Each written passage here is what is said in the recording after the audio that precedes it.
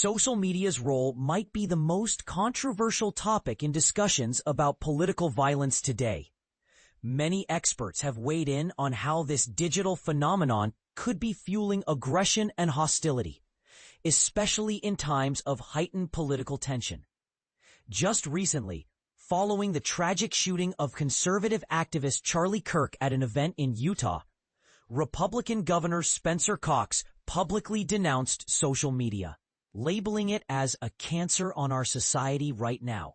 During a press conference, he urged individuals to step away from their screens and reconnect with the real world, suggesting they log off, turn off, touch grass. This sentiment was echoed by Senator James Lankford from Oklahoma, who criticized social media for promoting outrage and outlandish statements.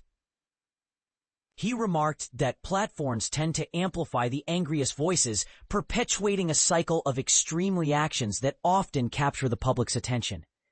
Similarly, Representative Joe Neguse described the influence of social media as deeply corrosive. While some experts highlighted social media's role in escalating public anger and disseminating graphic content, they were cautious to point out that these platforms alone cannot be blamed for political violence. Factors such as social tensions, inflammatory remarks from influential figures, and easy access to firearms were also cited as significant contributors to this disturbing trend. According to Robert Pape, a political scientist and director of the Chicago Project on Security and Threats at the University of Chicago, social media is certainly a contributing factor, but it's akin to pouring gasoline on a fire. It isn't the fire itself. Kirk's fatal shooting occurred on September 10th during his college campus speaking tour at Utah Valley University at the hands of a 22-year-old suspect named Tyler Robinson, who was arrested nearly 2 days later and now faces several criminal charges, including aggravated murder. The situation drew particular scrutiny to Robinson's use of the online platform Discord and various video games, raising questions about the extent to which such spaces could fuel political violence. Hours before his apprehension, Robinson reportedly made a troubling post on Discord, confessing to a small group of friends, "Hey guys, I have bad news for you all. It was me at UVU yesterday.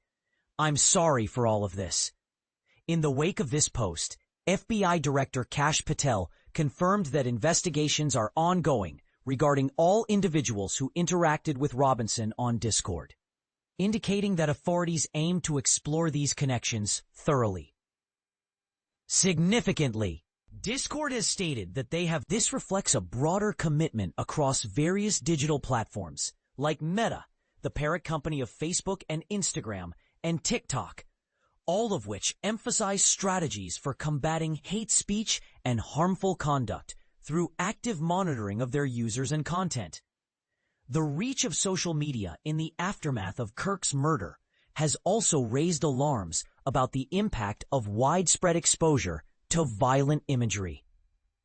Some experts believe that social media's algorithms often favor sensational posts that, while generating user engagement, may also deepen political divides. Additionally, a growing body of research suggests that for some users, social media becomes a substitute for real-world interactions, increasing feelings of isolation. As Walter Scheirer, a Notre Dame engineering professor specializing in online disinformation, put it, "We are at a very dangerous moment with social media, especially having a large population of highly alienated individuals spending most, if not all, of their time in this virtual space." In his collaborative research with NORC, Pape indicated that those who are heavy users of social media, often spending up to 6 to 8 hours daily on these platforms, are more inclined to endorse political violence, albeit forming only a small fraction of those involved in such sentiments. Previous evaluations of social media's impact by researchers from New York University and Public Circle Research, who analyzed 400 studies on the subject, concluded that while social media is exploited to promote political intimidation and violence, it alone cannot be considered the root cause of these issues. experts have emphasized that the rise in political violence is also driven by harsh language and hostile rhetoric from public figures. Thomas Zaitzoff, a criminology professor at American University, pointed out how social media facilitates the spread of aggressive political discourse that may not necessarily originate from the platforms themselves. He remarked, "Social media allows for the amplification of a message that's already happening. The language politicians use against their opponents has become increasingly severe, and while social media may not cause this, it certainly magnifies these voices." Others have alluded to historical parallels of political violence, citing assassination waves in the late 1960s that emerged long before the age of digital communication. Robert Shapiro from Columbia University questioned whether eliminating social media would have a significant impact on political violence, suggesting there are ample sources of political conflict that could lead to violent outcomes regardless of digital communication methods.